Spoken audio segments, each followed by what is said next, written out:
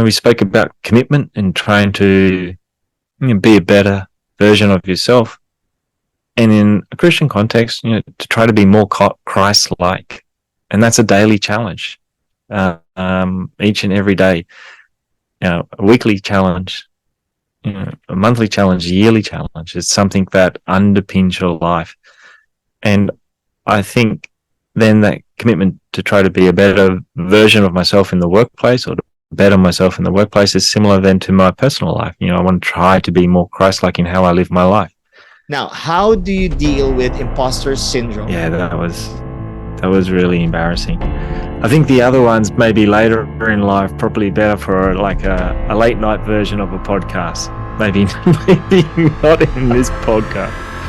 Yeah. I'll wait for that. Oh, that's a surprise. I would say try real life. I would say that the rise of strongmen in politics and other leadership spheres can be attributed to our deteriorating concept of leadership and good governance. What are your thoughts on this? We spoke about commitment and trying to be a better version of yourself. And in a Christian context, to try to be more Christ-like. And that's a daily challenge, each and every day.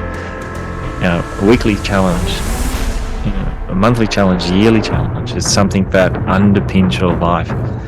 And I think then that commitment to try to be a better version of myself in the workplace, or to better myself in the workplace, is similar then to my personal life. I want to try to be more Christ-like in how I live my life.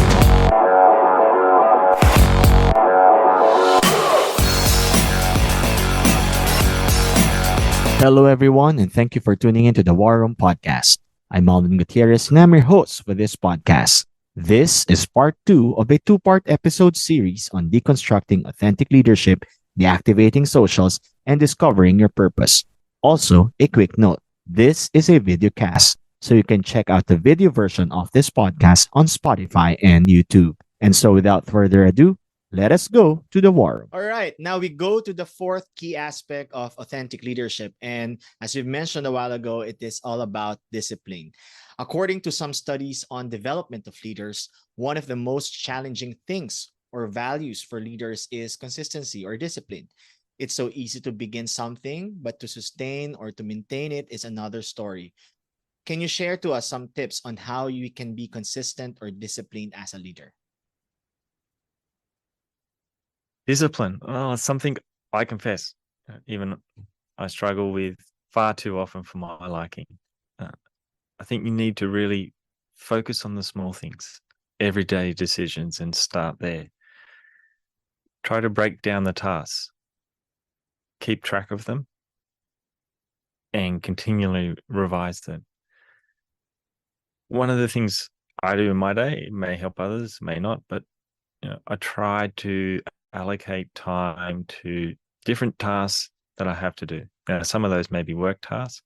Try to put some of the more difficult tasks at the start of the day to give me an opportunity to think about them without too many interruptions. Also try to put some tasks, like personal tasks, things I need to try to keep track of, which often sort of I leave or forget to do when I get busy. Pay a bill, follow up with something in relation to the kids at school. And so I try to keep some sort of broad plan to my day and try and stay on top of it. But obviously things happen. And then just to come back and try again. So if I don't achieve something during the day, to not get too upset about it and to start again afresh the next day. So for me, I think an important thing to keep in mind when you're trying to be more disciplined is just to focus on the small things in everyday decisions.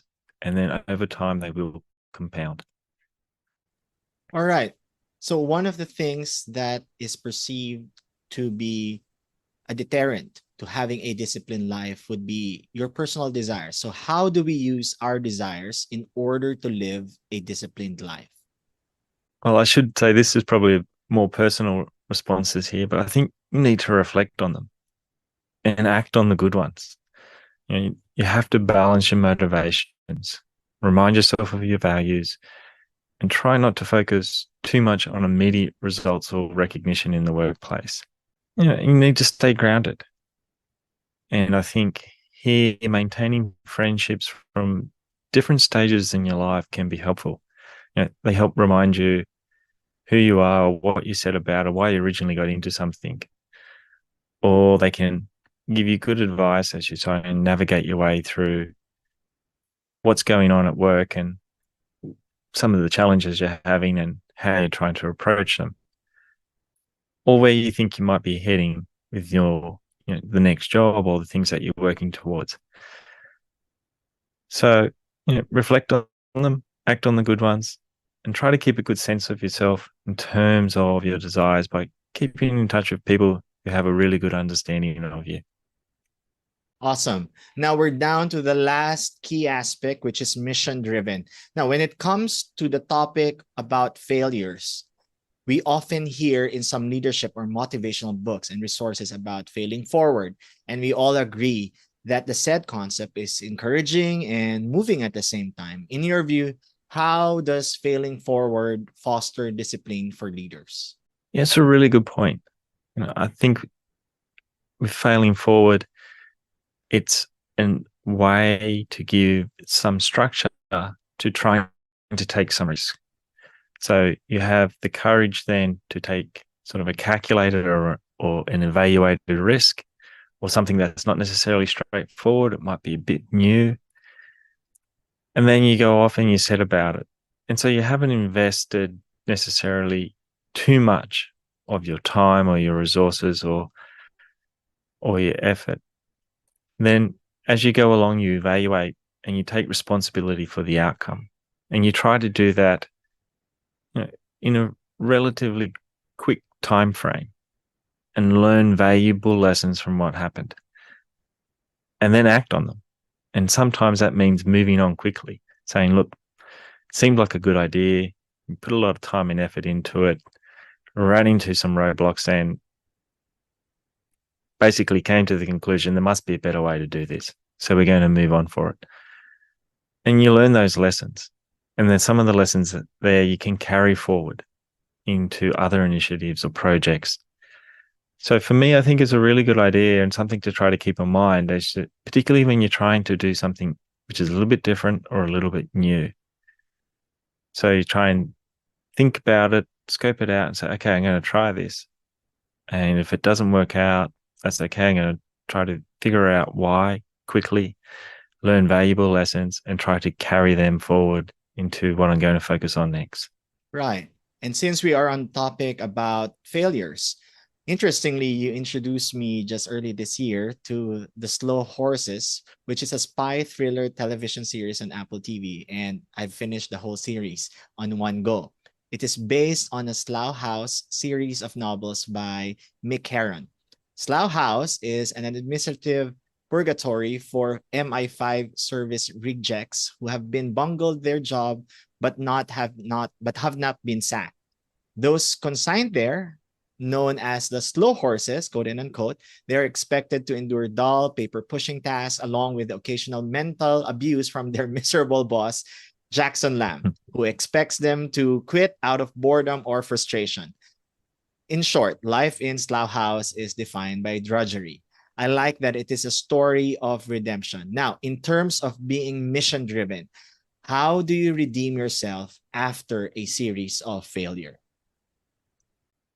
Yeah, that's tough. The author that wrote those books was a late success story as well. So he'd written for many years, I think, before they actually were well received. And I think in his own life, there's a lesson there, for perseverance. So when you get some setbacks, I mean, wow, I think Mike Tyson said everyone has a plan until they get punched in the face. And then what do? Right? It's a bit of a shock.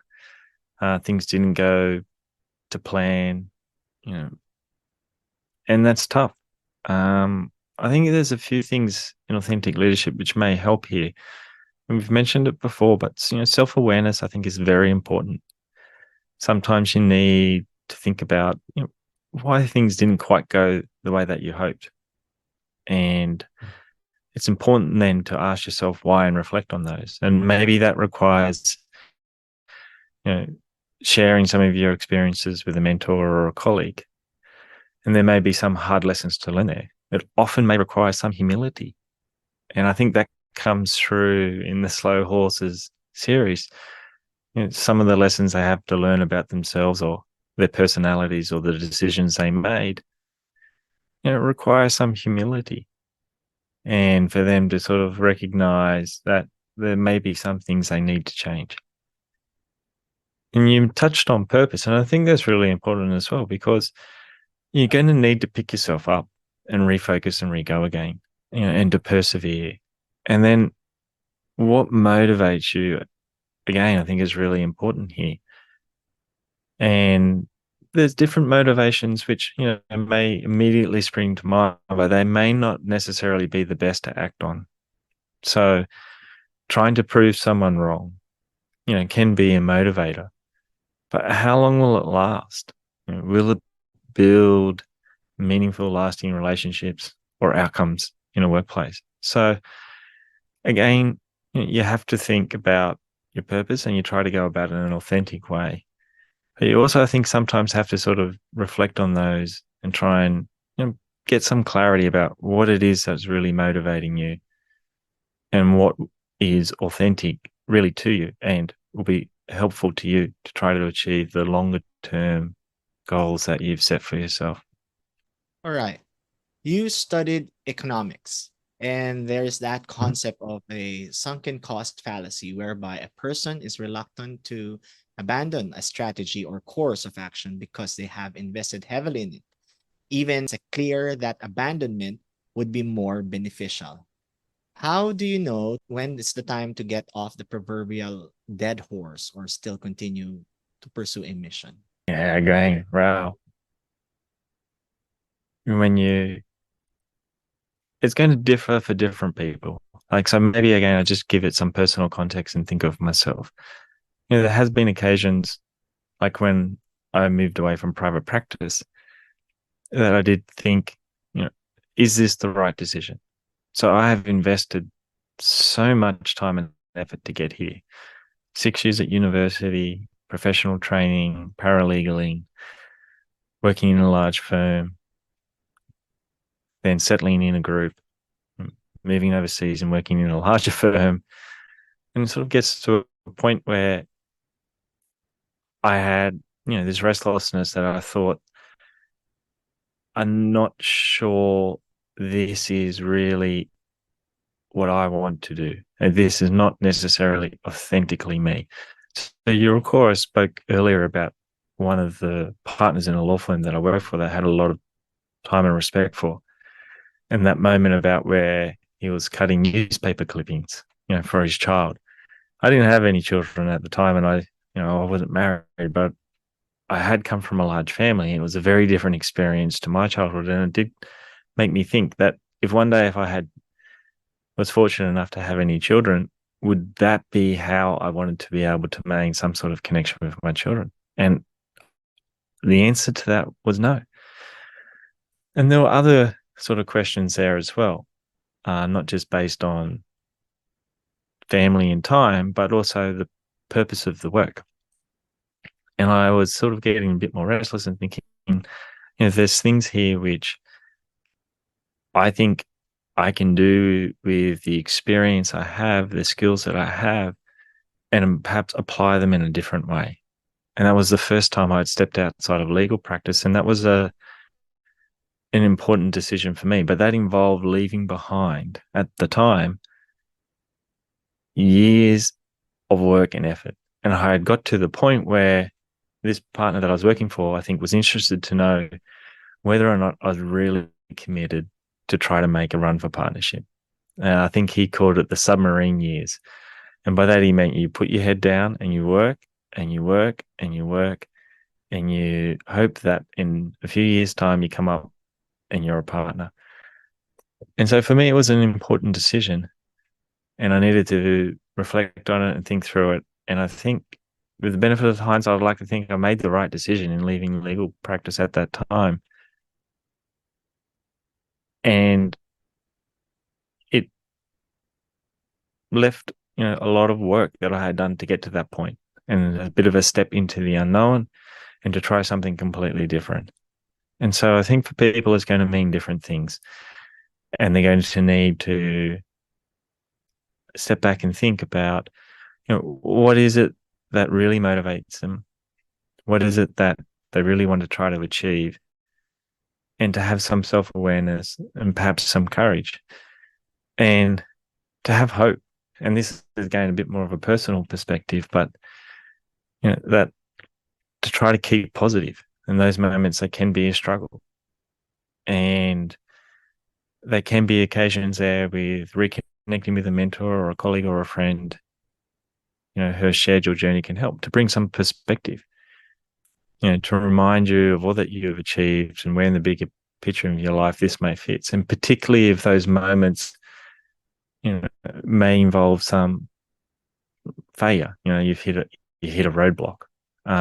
Things didn't quite go as you planned, and you're sort of forced to try to make a new decision. But I think the experience that I had and I'm trying to share is relevant in those types of different situations.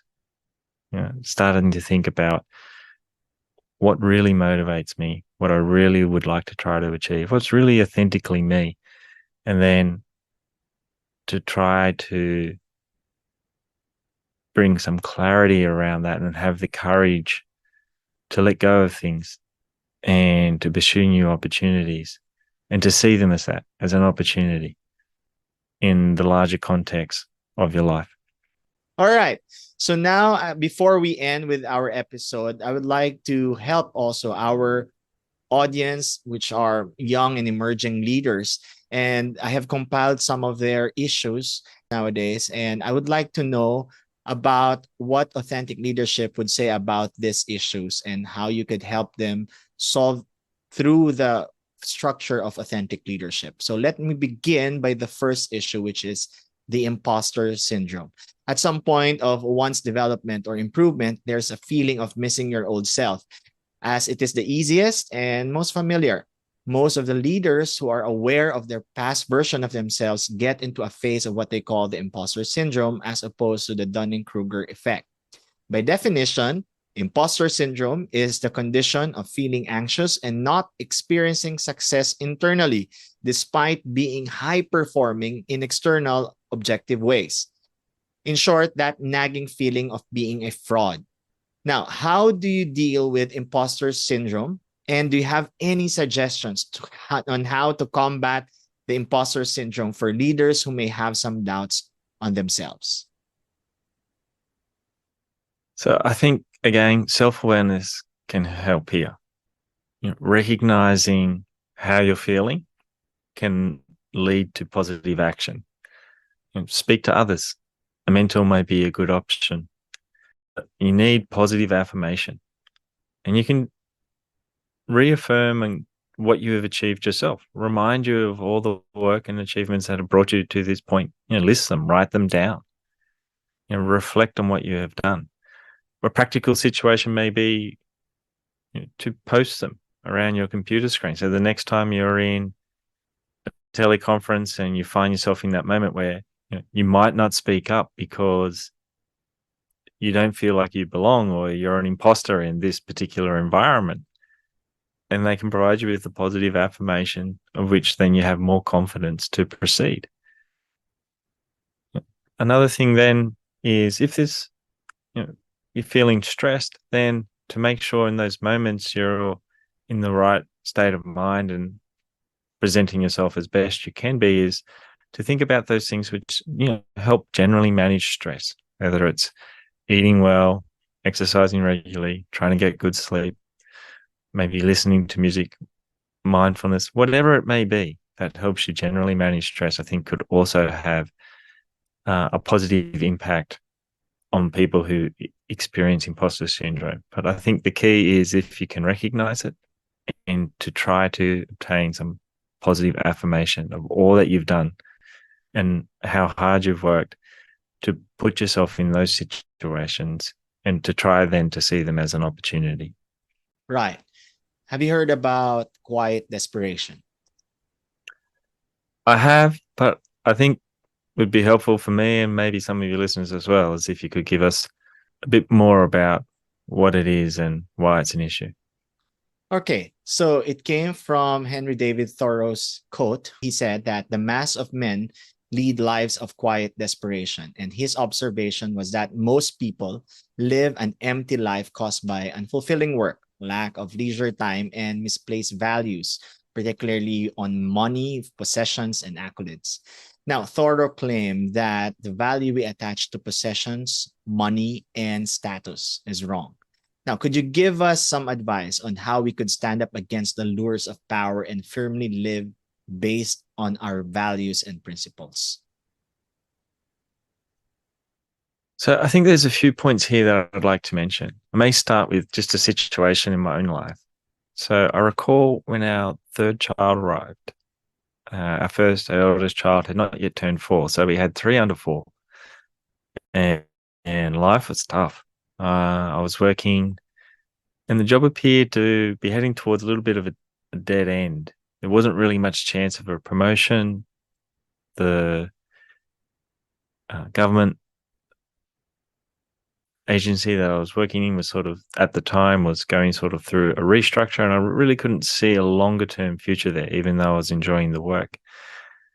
The housing prices in Sydney were ridiculously expensive, and I was stressed, and I felt like I had less and less time or choices available to me. And I was really sort of struggling with this mindset where, there's lots of things I had to do, and I was trying to do as best I could, but I sort of felt like I wasn't necessarily making a lot of progress or success in any of them, and just really trying to survive. So it's a harder question. And in those type of experiences or others, I think there's maybe a few things you could try to think about. And one is that there is, I believe, just dignity in work. It can be character building. Martin Luther King spoke about, sweeping streets as Michelangelo painted, or Shakespeare wrote poetry. He lived a great street sweeper who did his job. When I said about, I must confess, I wasn't aiming to be a street sweeper, but the sentiment there, I think, is important about how you think about your work and why you're doing it, and that the work in and of itself, there's dignity in it, and it can build your character, and that's important. And then I think closely related to that is, like, keep in mind or your purpose, or try to discover your purpose, broader perspective to the situation. At the end of my life, what would I like to be able to say about it? For others to say of me, to think about what really matters, and then try to bring that back to the daily decisions that you sort of are working through and trying to find your way through. For me, I was really fortunate. My wife is very brave, and she supported me in pursuing different roles, which allowed me then to try to pursue purpose in my work, and also to try to keep balancing those other aspects to my life, my role as a husband, as a father, as a provider, and to try to help raise and nurture a young family. So I think they're the couple of things that I hope some of your listeners may think about, like to remind themselves that there is dignity in work and what they're doing, and to try to keep a broader perspective and put what they're going through within that broader perspective, and how that may sort of align with where they find purpose in their life. And then to come back and focus on just daily decisions and small things, little things that you can do, which may seem insignificant, but may only be like a 1% change, but they compound and they'll add up. And hopefully then they can work their way through those moments. That's very helpful. Thank you. Now, are you on Facebook? I have an inactive account. So yes, the answer to that is yes. I have WhatsApp as well. So, but beyond Do you that, have yeah. Instagram, No. TikTok? Not yet. If you tell me what it is, I might be able to find it in an app, or I think maybe somewhere. Well, I've asked because the third issue about social media. Now, admit it or not, social media has brought so many changes in the way we perceive leadership. So, do you think this new culture has impacted our perspective on leadership? If so, how? And why do you think charisma sells more than character? What is the value of leadership based on character versus leadership based on charisma? I would say try real life. There's no substitute for human interaction.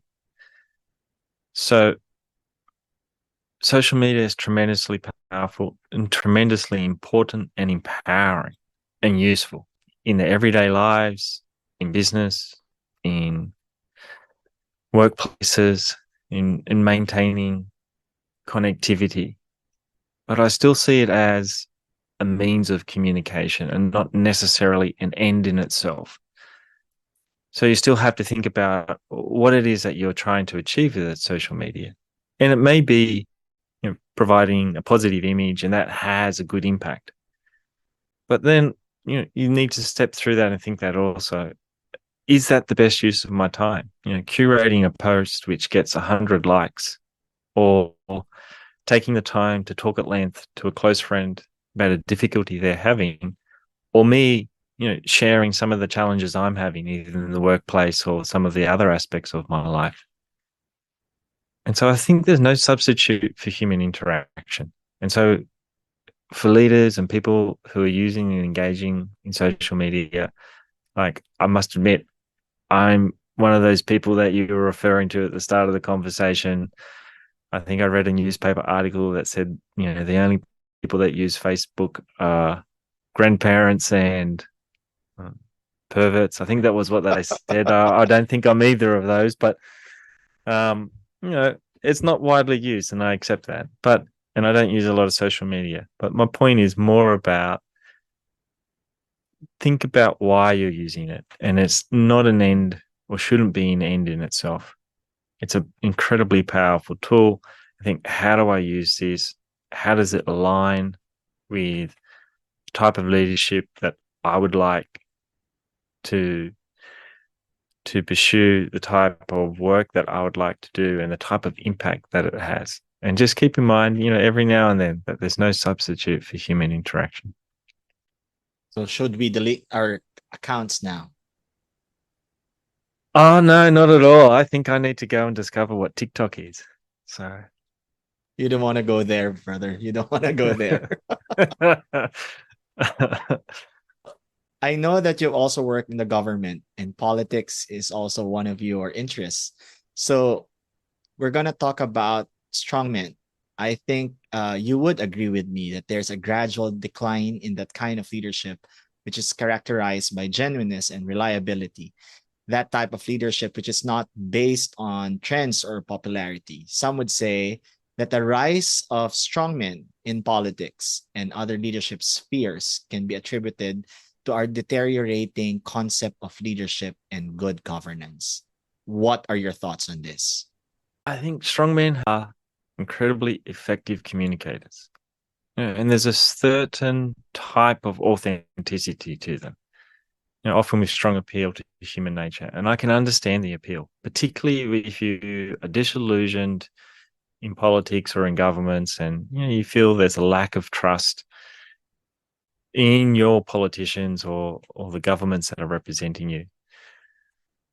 But personally, I consider politics to be public service, working for the benefit of many. And sometimes I feel like strong men may not practice some of the more virtuous aspects of authenticity that we spoke about during this podcast, the type which build trust and meaningful relationships. So sometimes I feel the approach of a strong man can be more transactional and not necessarily leading to outcomes which are longer lasting. And context for that may be some of the policy solutions put forward may be more simplistic than I consider or would think would be necessary to try to grapple with some of the complexity of the issue.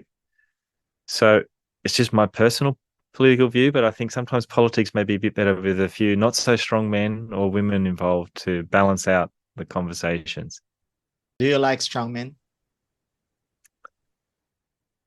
I think that there should be diversity in politics. It's important to have different views and for them to be contested, and strongman would be one of them. I'd hope there'd be a few others in the political debate as well. Do you feel like these international bullies would have longer terms? Well, it's hard to say who's going to win, but there has been and there always will be changes in political cycles. And I think that if you look at a country like in Australia, I think the population do that deliberately. They don't want a particular party or a particular leader to have too much power in Australia. They like occasionally for them to change office. So you'll hear an expression that often governments lose elections, oppositions don't win them. And the sentiment behind that is that the people every now and then feel like some change in government is helpful to the longer term outcomes that matter to people in their everyday lives. Great. You and I are both Christians, and we often talk about faith, but not in the context of authentic leadership. So this is our time to talk about it. Now, faith is not usually associated with leadership. What do you think is the role of faith in leadership? And could you just walk us through how faith can transform our view of leadership and the decisions that go along with it? This is a really interesting question for me. And part of the appeal to authentic leadership is the type of leader that I would like to become. I hope I'm on the way, is because I think it fits well with Christian faith. And I think they go well together. We spoke about purpose, and throughout this podcast, and I sort of indicated, I changed jobs a few times, and it took me a while to try to find a role which I felt was more authentically aligned with the type of leader that I would like to be. I tell my children, they're unique. They're created to do something or be someone for which no one else was created. They need to find their purpose. And in a way, that's a reaction to some of my own struggles. I want to give them a head start. That's what you do as a parent. You want your children to have a better life or be better people than you yourself are. We spoke about commitment and trying to be a better version of yourself. And in a Christian context, to try to be more Christ-like. And that's a daily challenge, each and every day. A weekly challenge, a monthly challenge, a yearly challenge. It's something that underpins your life. And I think then that commitment to try to be a better version of myself in the workplace, or to better myself in the workplace, is similar then to my personal life. I want to try to be more Christ-like in how I live my life. So again, I sort of feel like there's a sort of a general alignment, in purpose and commitment. And similarly with integrity. And, I've mentioned a few times through the podcast that I think there's some sort of, more virtuous aspects to integrity that I like to try to practice in my own version of leadership and would encourage others. And discipline, it's the same again, like I've been watching a little bit of Mandalorian with my children, and that's been great. I've been really enjoying it. And, in Star Wars, there's this ongoing fight between good and evil. You have to work at it. And I think it's the same there. You need to be disciplined, and I need, in those moments in my personal life, or how did I react? Was it inconsiderate? Was I ill-tempered? Was that the right thing for me to do? Should I have been more generous? And, did we take our children to church? Things like this. And so you need to be disciplined, and you need to keep working at them. And personally, I consider people have a soul, a mind, and a body, and they should all be in alignment. You can't have different aspects too weighted too heavily in your life, with too much of a focus in your life. They need to be all in alignment and working together. And in my personal view, orientated towards God. And so in that sense, like when I look through sort of, some of the key aspects of authentic leadership that we spoke about, well, then I sort of find that they broadly align with my understanding of a Christian faith, trying to find God's purpose for my life, trying to be more Christ-like, trying to act with integrity and have the discipline to try to do that. And I'll go just that one further point when we spoke about, failures and sunk costs, and things like this, to realize that, you are going to make mistakes, but that doesn't and shouldn't stop you in the journey of your faith. You need to seek forgiveness, have a think about what happened and why it happened and how you can do better, and pick yourself up and keep going. I'm not as pious and I'm not a devotee as you are, but was there any period or a time in your life as a leader or as somebody who has an influence over other people that faith got in the way of doing things? I find the challenge is I live in grew up in a very secular country, and workplaces are very diverse and need to be inclusive. And so I find the challenge is to try to live my faith authentically, but to do so in workplaces where, I can't do that too overtly on occasions. I need to just try to have that as, a subtle or a quiet part of how I go about my work, how I interact with people, and how I help contribute to, the type of work dynamic which the organizations I am are trying to build. So I think for me, that's the harder challenge, to try to make sure that I can live my faith authentically, but, still make sure that I'm doing everything that I should be doing in the workplace and creating a work environment that, is inclusive and for people who don't share my faith, or even for people who actively oppose it. And I think at the start of this podcast, you spoke about how we have differences of view and differences of opinion, and how much we had enjoyed conversations where those differences were explored. And I think the benefit for that was that we had both learned from those conversations. We both had an opportunity to sort of think about things maybe in a slightly different way, to get a new perspective and to reflect on things which we may just sort of think about sometimes a little bit too doctrinally without sort of questioning, because we hadn't had to reconsider it for a period of time. And I think we can do that because there is, a safe space for us to do so. And so what I try to be conscious of in the workplace is that, there should be this space where people can have different views, different beliefs, and different work practices and motivations. And for me, it's about just trying to authentically, perhaps quietly might be not the right way to describe it, but to do so in a way where, you can have this diversity and, everyone can achieve what we're trying to achieve in the workplace. But in my own way, I sort of feel like I'm still living my Christian faith. Wow. Thank you so much, brother. I have learned so much from our discussion, even from the very beginning when you discuss about the key points about authentic leadership. And I have so many things right now to reflect on.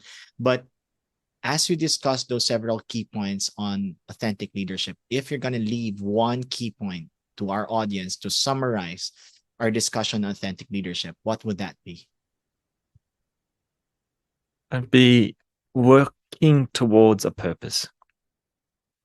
So the three stonemasons were asked, what are they doing? The first said, I am carving a stone. The second said, I'm working on a Gothic arch window. And the third said, I am building a cathedral. my personal view is if you want to make an impact through your work on your life and others, think about authentic leadership. Hey there, sorry to interrupt. Promise this will be quick. We'd just like to thank you all our dear sponsors who have generously supported this podcast. Thank you for helping us with our mission to help more young and emerging leaders to love deeper, live stronger, and lead better. If you're interested in supporting this podcast, please click the listener support in our Spotify main page or send us an email at thewarumdesk@gmail.com. We'll be more than happy to give you the available options to sponsor an episode or the entire podcast itself. Also, we are partnering with various rural communities and public schools as our primary beneficiaries for the sponsorship proceed. Imagine you can learn for yourself and help others at the same time. Don't miss this awesome opportunity. Partner with us now. Thank you. Now, back to the show. Peace out. Oh, wow. Wow, that was so good. Amazing. I wish we could discuss more, but sadly, we are out of time. Our minds and our hearts are full right now, and we hope to hear more from you. Probably next time we should talk about politics and faith. But for now, we come to a segment of the show which is called Fast Break. In this segment, I'm just going to ask you 5 random questions, totally unrelated to our topic, and you just have to give me your top of mind answer. However, since this is already season 2, we have included a slight twist in this game, which we call the lightning round. After answering 5 random questions, you being our guest will have the opportunity to turn the tables and ask 1 random question that you've been meaning to ask me. Only if you would agree to answer 1 additional surprise question. Of course, there are no judgments. This is pure fun. Are you ready? I'm ready. Let's go. All right, let's have question number 1. Question number 1 is this. Tell us something that people know about you, but isn't true. Well, for a lot of people at university thought I was a jazz musician because there was one by the same name. They kept asking me to come and join bands and perform, but no, it's not true. Well, I think some people think I'm always serious, but it's not true. I really enjoy a good prank. And many of my friends are incredibly mischievous, and I think we got up to far too much mischief growing up. Again, mistaken identity. People thought I'm an author of an introductory torts law textbook, but it's not me. Oh, that's a surprise. And I think I'm kidding. yeah, it's not like me to write a textbook. So no. What's the next question? Question number 2. Give us your top 5 favorite movies of all time and tell us your favorite movie line. My favorite movie line, I'll start there, is in Godfather 2, where he says, I thought I was out, but they sucked me back in. On occasions, I felt like that's me in the legal profession. I've tried to escape a few times and I've been sucked back in, but I think I've found my way now. Other films, The Usual Suspects, Star Wars, they were the films of my childhood. The Big Lebowski, Mad Max. I think that's 5. No, you lack 1 more. Oh, really? Napoleon Dynamite. I just off the wall found it hilarious. That's nice. Question number 3. Who do you think is the worst leader in the history of humankind? And if you have a message to him or to her, what would that be? The worst leader in all of history. Wow. He's probably dead, Me- so you can mention his name. Yeah. Well, Hitler is. I have a really strong objection to war and governments committing resources, taxpayers' money, and committing lives towards it, and it's just horrific. So I did have the opportunity to travel when I was living in London and went to a few museums, and yeah, it's it's really hard to comprehend. What would I say? I mean, if I could get there early enough, please stop, try something else. But yeah, I'd put Hitler as probably the worst that I'm aware of. Fair enough. I thought you would have said Nero, and your statement would be burn me. That's a Oh, joke. Yeah. next So, podcast, maybe. question number 4. What is or are your pet peeves and why? Give us at least 2 or 3. Okay. Well, right at the moment, things on the floor. I, uh, yeah, chasing my kids around saying, pick this up, put that away. And, you know, I'm getting clearly frustrated and, they're getting a little bit older. So they're learning how to push back. And I think we need to find a better solution quick because it's not going to end well for either of us. So that for one at the moment is a big one. Other things, there's small things like, a leaking tap. For some reason, it just really gets to me. If I hear a leaking tap, even late at night, I'll get up, walk around, can't sleep, have to try to find it or something, solve it. It's, yeah, I don't know why. It's just really, really gets to me. There's two. Have you heard about andropause? Oh, no, that I haven't. Are you going to tell me?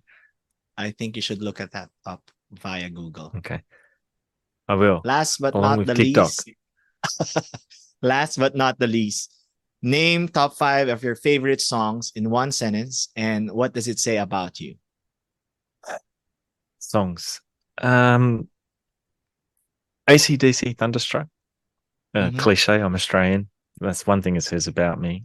Another thing it says about me, it reminds me I did a white collar boxing match once, and that was the song that I entered the ring to. So that was some good memories as well. You and I, Berlin Chair, a lot of listening to you and I when I was at university. Had cousin or a friend, family friend, was more like a cousin, and his cousin went on an East Coast trip of Australia in a pale blue, very old, very run down V dub, and they called by, and we went and listened to some concerts which were nearby. So it brings back some good memories. The National, in particular, their cover of the In Excess song "Never Tear Us Apart." My wife quite likes In Excess, so I think that song's sort of a bit more closer to the heart. And yeah, I listen to and sort of think a lot about my wife. So The National, Led Zeppelin, Black Dog, really like guitar. So I'm not sure if they're on TikTok, but they should be if they're not. And the Foo Fighters, I've been to one or two of their concerts, and I think quite like some of their songs. I'm not sure what it says about me, but my hero could be one of them. So perhaps left best unsaid. So I think that's 5. Great selection. Now we go to the lightning round. Are you going for it, or shall we skip it? Well, I think you want to do it, so we'll give it a go. See how it goes. Question is, what is your most embarrassing moment? Oh, I'm just trying to run through them in my head and filter them. No, I can't say that. No, I shouldn't say that. No, I shouldn't say that.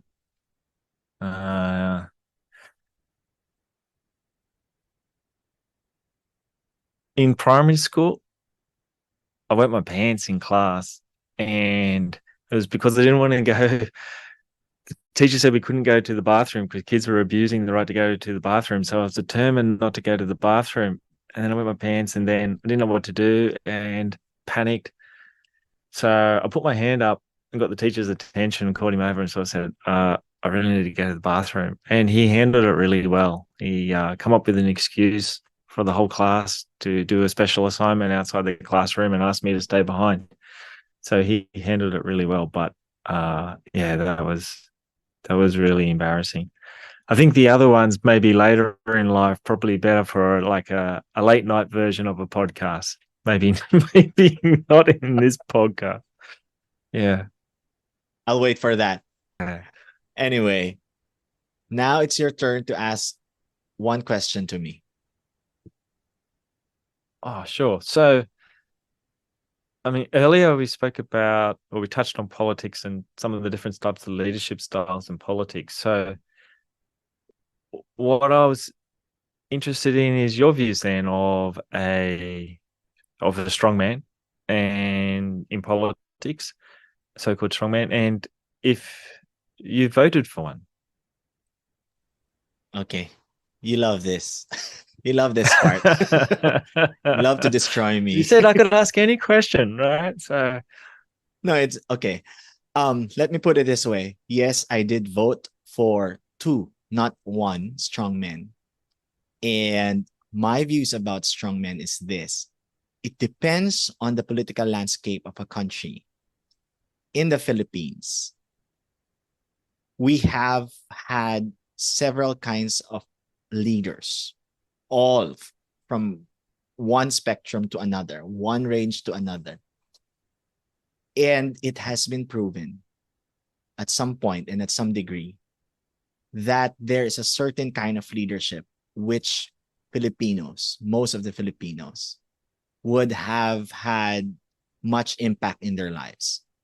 I'm not saying that it would be the strong men, but if you understand the political landscape together with the behavior and the psychological factors and the cultural factors of the country, you would have thought of having strong men as an appropriate leader for a certain time and a certain situation.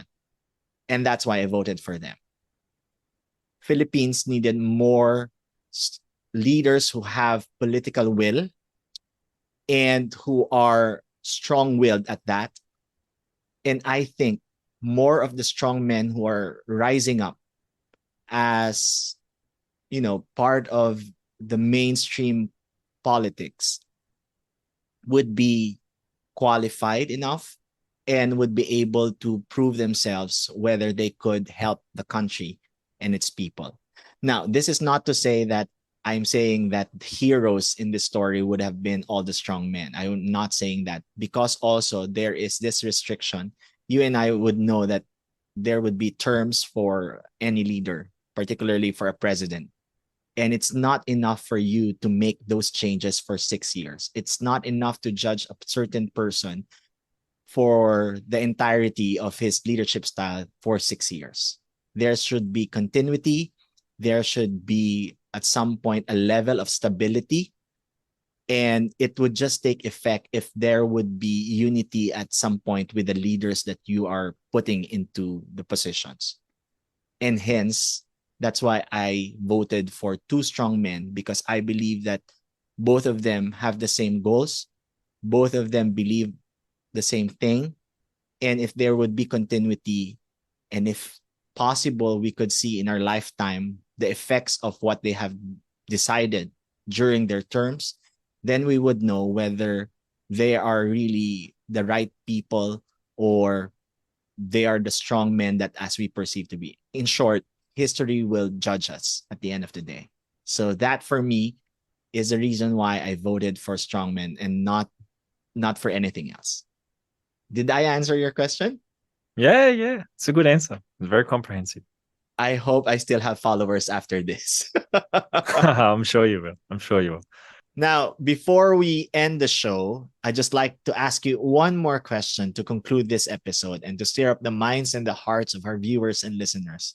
The question is, what do you think is the best leadership strategy that you've learned so far? Again, what do you think is the best leadership strategy that you've learned so far? It's working for a purpose. And when I look at the different leadership strategies that I've been exposed to in some short form management courses, and I looked at the different leaders and people that I've worked for in workplaces, and some very different workplaces, That for me is the one which resonates the most, which motivates, which has and brings clarity and focus to what you do. So that for me is it. It's working for a purpose. And that's it for our episode. Thank you so much, brother, for doing the podcast. I hope we could do another episode. And just in case they would like to reach out to you, where can they find you in social media? Or I know that you're not in social media. How could Social they reach media, out maybe to not you? social media. Maybe they should contact the War Room email address. So if they reach out to you, I'm sure we'll figure out a way to get back to them with any queries and questions they may have. Or shall I just say to email you their questions at idon'tcare@gmail.com? Oh, no, not at all. Not at all. Not at all. But, it's going to be hard to find me in social media. So I think we'll just use the War Room email address and we'll promptly respond. Again, thank you so much. See you again next time. Okay. Thanks. Bye. Thank you for listening, and we hope to see you in our next episode. If you like this podcast, please click the follow button and hit the bell button to get updates on our new episodes. If you are a brand and you wish to partner with us, please send us an email at thewarroomdesk@gmail.com. That email again, thewarroomdesk@gmail.com. We'd also like to take this opportunity to thank all our sponsors who made this podcast possible. If you're interested to support us, please click the sponsorship link in our show notes. Always remember, love deeper, live stronger, lead better. See you next time in the War Room.